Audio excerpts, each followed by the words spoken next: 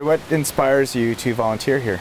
Well, I've always been interested about the environment, and when I was in grade 4, my class actually had a project where we raised salmon just for fun.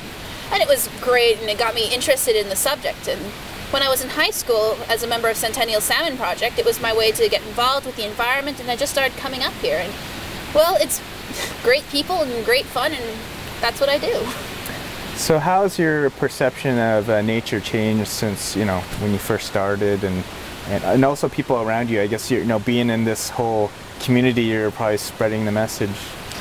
Well, my perception has definitely changed. When I first started coming up to the hatchery, I had a very conservationist point of view.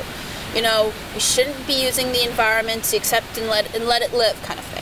But now, over the time of interacting with people like Mr. McVicker and a lot of other people, I've been getting more interested in the human aspect of nature. And it's not so much as conservation, but also a little bit of the utilitarian purposes as well.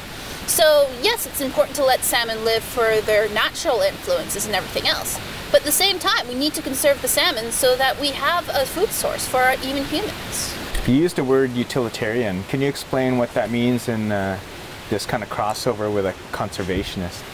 Well, again, what I mean by utilitarian is that humans should be able to use our environment just as much as the environment has a right to just exist.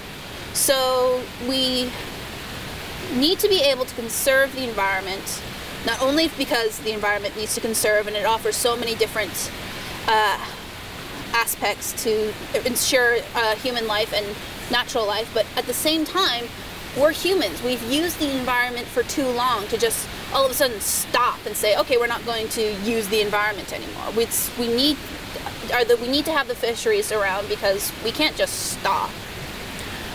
Talk about the relationship with like food, because as someone who's connected to the earth and nature, you have a different perspective, and then there's people that are good friends of yours that they don't really understand your perspective, and how do you educate people like that?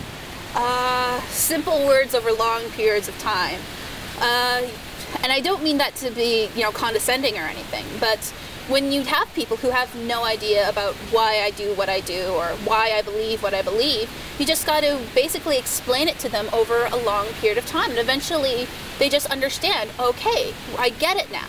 Because maybe the first time you talk to it, they miss that one word that says, we can't stop or whatever. And over time, they eventually they see the big picture.